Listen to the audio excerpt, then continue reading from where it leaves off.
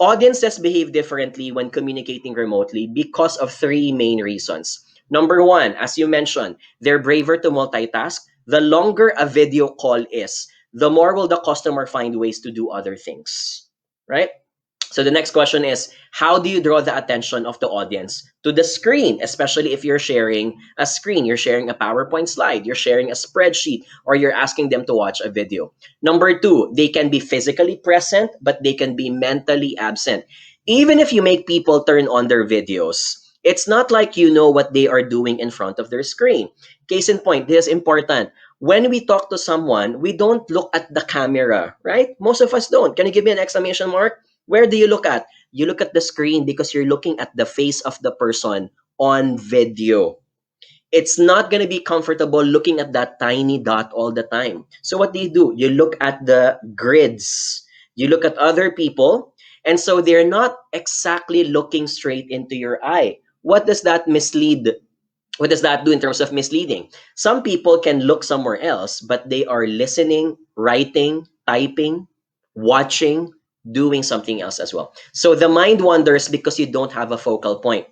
Compare this to a face-to-face interaction wherein when you are talking to someone, what do? You are compelled to look at them into the eye or to their face. What happens if you don't look at them into their face? You're going to be called out that you're not listening.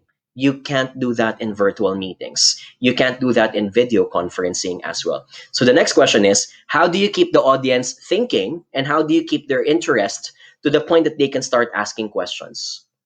Finally, number three, a lot of scientific studies have shown that depending on what you are wearing at that moment, it also influences how you feel. For example, give me an exclamation mark again if you've felt this. If you wear formal clothes, don't you notice that you feel that you're more dignified?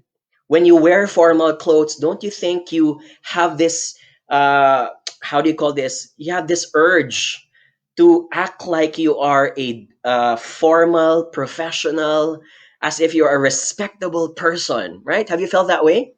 That's what clothes do to us. And here's the problem. When someone is watching you at the comforts of their home, they're wearing shorts, they're probably wearing their underwear, they're lying down in their bed, they're also going to be in a different mood. So your location influences the noise, the temperature, the clothing, and all of these things, right? If people are watching at a very hot summertime moment, their attention span is also going to be down, right? Similarly, if you are in an office that is super cold, what do you notice? People are not as productive because they end up getting sleepy. So the mood is affected by the location of the people. If you're not in the same place, if a lot of them are in their casual clothing or home clothing, likely the way they perceive your topic is going to be different.